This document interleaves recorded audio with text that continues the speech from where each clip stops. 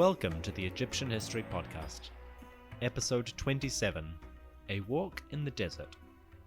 Having returned from archaeological work in the Sudan, I am now back into writing and producing new episodes, and hope to produce a solid new episode every 2 weeks or so. With my master's thesis out of the way, this should be an easier prospect, and I'm confident I will produce new content in a far more regular pattern than has been the case presently. With that out of the way, let's return to the story of Egypt, with a brief overlook of First Intermediate Period art, and then a more substantial discussion of Montuhotep II's great monumental construction at Thebes.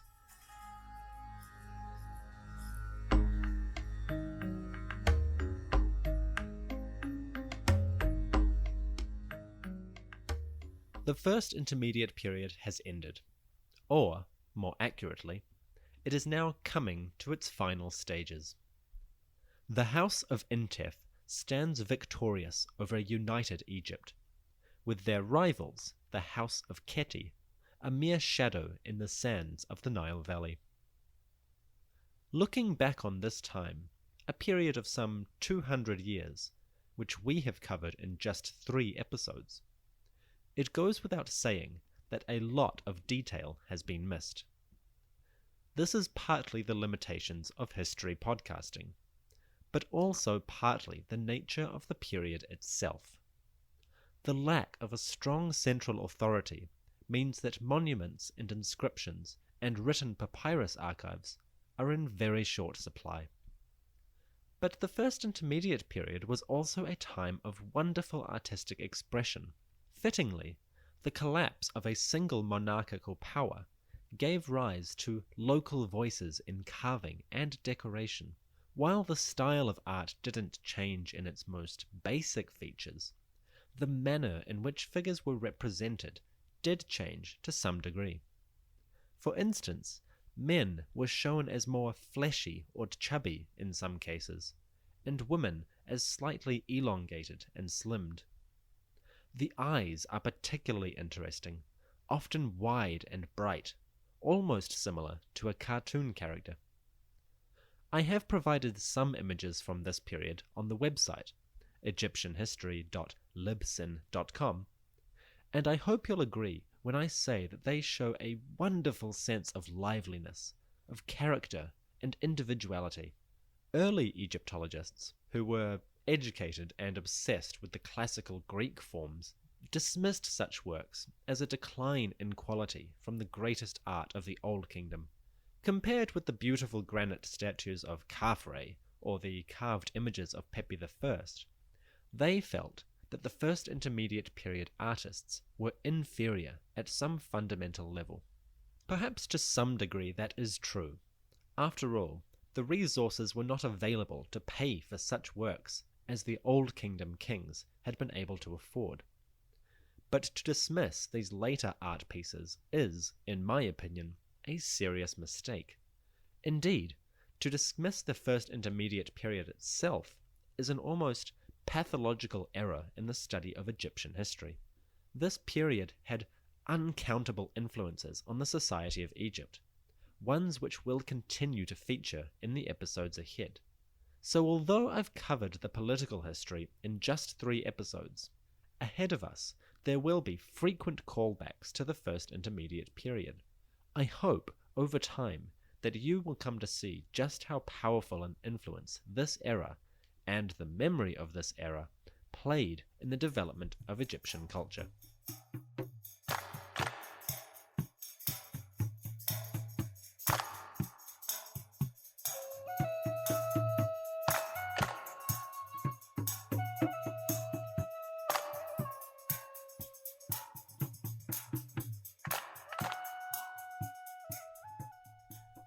In the year 2040 BCE, or thereabouts, the warlord king Montuhotep II reached Memphis, the ancient capital of the Old Kingdom.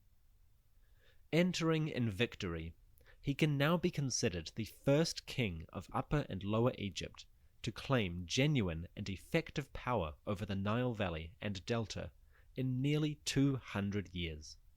In celebration of his victory, Montuhotep took the rare decision to alter his royal titles. This occurred in 3 distinct stages, as the king altered one section of his titulary and then another. Finally, he settled on the Horus name of Sema-Tawi, or He Who Unites the Two Lands. The name was an august one, casting Montuhotep as a new Namer, the legendary ruler of the Predynastic period that had successfully forged the unified kingdom of Egypt. But names and titles do not make the king, and Montuhotep could easily have been forgotten quickly had his rule been merely a stepping stone on the path to true reunification. Egyptian royal prestige rested on more than the control of the Nile Valley's largest communities. A king needed to proclaim his right to the throne, and there was really only one truly effective way of doing this. Montuhotep needed a monument. For those of you who have been with us since the beginning, you'll know now how important the construction of monuments was for royal prestige. Great monuments appeared in the early dynastic period, and came to form a prominent part of the king's public legacy. The Great Pyramids of Giza surpassed any monument before or since, but every ruler worth his salt constructed great pyramids and temples to preserve his memory. Even the ephemeral kings of dynasties 7 and 8 had tried to build small pyramids in order to ensure that their legacy was preserved. For the new Theban regime to establish its legitimacy, great public works were needed. Montuhotep had already begun a small funerary monument at Thebes prior to his victory in the north. With the defeat of Meri-Ka-Re and the House of Keti, however, this project was expanded greatly. One of the first parts of the project was begun before the temple itself was even under major construction. A large grave was prepared for the burial of 60 warriors at Deir al-Bahari, on the west bank of Thebes. These bodies were not mummified, but despite this, the proper burial and the dry conditions of the region have left a beautiful record of these individuals. We can see their faces, their skin, and their hair. Despite the complete lack of embalming or preparation, these bodies still look as though they could be sleeping. The burial of these men, who were soldiers, is commonly connected with the last years of the First Intermediate period. In fact, I referenced them briefly in episode 26, as part of the last phases to Montuhotep's campaign in the north. It is possible that these soldiers were particularly heroic warriors killed in the campaign. They may have defeated foes in single combat, or led particularly audacious sorties against the enemy. It's unclear exactly what they did to earn such an honor, but it is certain that Montuhotep esteemed these warriors for their service, and rewarded them with a place in the sacred precinct of his burial monument. The temple itself is now largely destroyed, but enough has survived for archaeologists to make some tentative reconstructions of its original form. To describe it, let's do something different and try an imaginative exercise. Close your eyes, take a deep breath, and imagine yourself crossing the Nile on a small wooden boat, approaching the western bank of Thebes.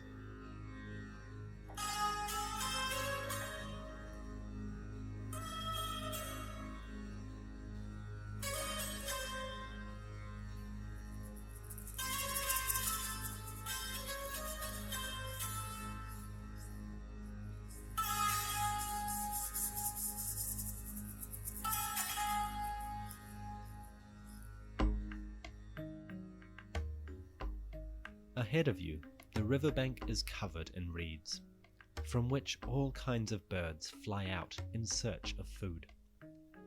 Acacia trees stand in small, scattered clumps, providing some much-needed shade for the farmers working at their fields. As you disembark from your boat, you are now walking westward, along dirt paths through the palm trees which line the roadways between farms. These are date palms, which grow in abundance at places where the land dips close enough to the water level. The shade is cool and the breeze from the Nile is refreshing. But soon the ground begins to grow increasingly sandy, and you are emerging from the shadows to the scorching sun of the midday desert.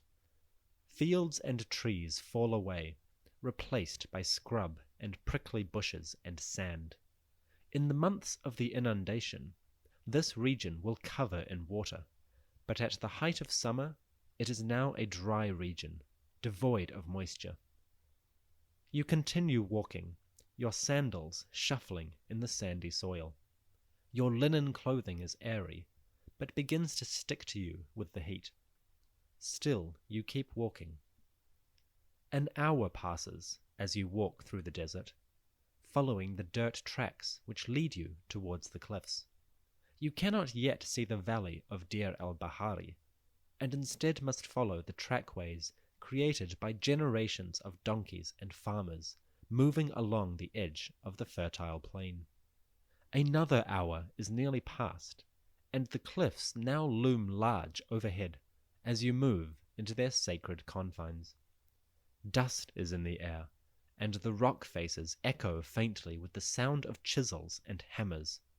Shouting can be heard, occasionally filtering down the canyon. Rounding a corner, you come to Deir el-Bahari and the mortuary temple of Montuhotep II. A massive square podium rises out of the sand, covered in acacia scaffolding, and the small shadows of men hurrying to and fro, carving, hauling stones, and working at the myriad tasks of construction. The podium is built of carved limestone, sourced from the local area. A long causeway rises up to the top of the podium, allowing the movement of construction materials, and, one day, the king's mummified body. The podium itself is raised against the slope of the cliffs, to protect the tomb against the Nile waters. See, when the inundation occurs and the Nile floods its banks, the high waters reach even as far as this secluded valley. Taking advantage of this, workers now plant orchards to either side of the causeway, which will be fed by the floodwaters and sustained by manual labor throughout the year. As you ascend the causeway to the top of the podium, you are greeted by a walled courtyard. Entering into this space, fortunately you have high-level clearance into the site, you find yourself greeted by a large court ringed with columns. The walls of this courtyard are decorated with scenes of hunting, ceremonial processions, and foreign campaigns. The king prizes himself as a warrior, and ensures that his wars are recorded as a celebration of martial vigor and power. The columned courtyard is fascinating, but its center is dominated by a unique feature. A large masonry structure rises in a sort of artificial mound, rounded at the top, like the ancient mound of earth which emerged from the waters of creation long, long ago. The structure is sometimes thought to have been a pyramid, based on a later text which refers to this building with the symbol of a pyramid used as a determinative. Now, it seems more likely that the pyramid symbol was used to refer to a tomb in general, based on the fact that the most noteworthy Old Kingdom tombs were the royal pyramids. But for you, the ancient wanderer viewing the monument, this is of no consequence. As you wander past the primeval mound, you enter into a second courtyard. Here, 6 shafts are being dug by the workmen. The shafts, which descend deep into the bedrock, will be used as the burial chambers for the king's family members, including the princesses Tem and Ashait. Let's take a moment to talk about them. Ashait is a priestess of Hathor, beloved of the king, royal wife, and royal ornament. She will die at the age of 22, leaving behind a mummy that survives into the modern day, being kept in the Cairo Museum. Ashait's beautiful limestone sarcophagus shows granaries being filled by workers, reminding the viewer of the increased prosperity of the kingdom after the climate disruptions of dynasties 7 and 8. Her coffin is lovely, but Ashait is not the primary wife of the king, nor is Tem, the other notable princess, buried in this temple. Tem bears the great honor of giving birth to Prince Montuhotep III, who will one day succeed his father as king of Upper and Lower Egypt. Granted the titles of Mother of the King and Great One of the Scepter, Tem is indeed one of the most revered women in the kingdom. But these two women are but consort queens, not the principal wife of Montuhotep. That honor goes to a woman named Neferu, who bears more titles than any other royal woman of the period. She is the lady of the royal house, the hereditary princess, and the one who sees Horus and Seth. Neferu's titles place her at the center of divine cults and the royal household, a strong centralization of power and religious authority. She is the Queen of Egypt, but she may only be the wife of the king in symbolic terms. Neferu is the sister of Montuhotep, daughter of his father Entef III. Together they are sibling consorts, and yet they do not seem to have had any children together. Apart from Montuhotep III, son of Tem, we do not know of any other children for Montuhotep. This suggests that the king bore his children through women other than his sister. Of course, this is 100% our own cultural attitude driving the interpretation. We are averse to notions of genuine incest, and often try to make a distinction between the queens of Egypt and those who were actually the lovers and mothers of the kings.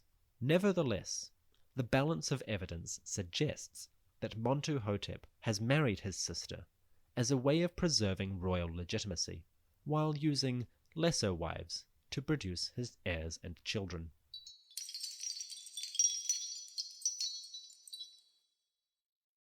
As you turn away from the tomb shafts of these royal women and advance further into the temple, you are now approaching the entrance to the king's tomb. Dug deep into the bedrock, Montuhotep II's tomb is a secluded chamber for preservation lined in red granite. In small niches along the passageway, models of granaries, ships, and bakeries were placed.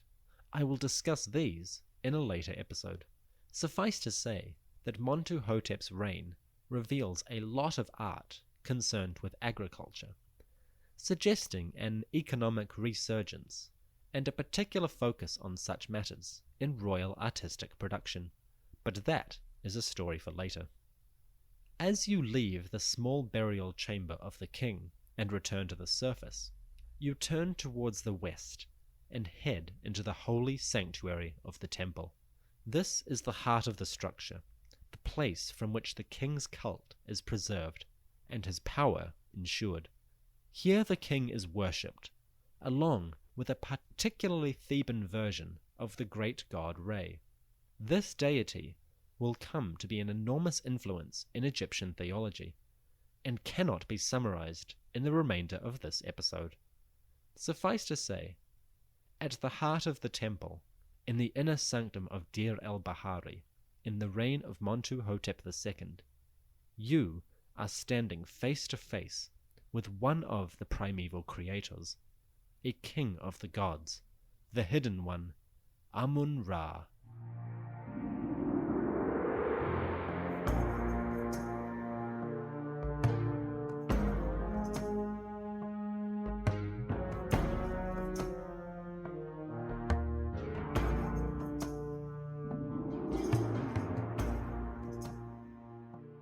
If you feel like that was a cliffhanger, and that our discussion of the Deir el-Bahari temple is not finished, you are correct.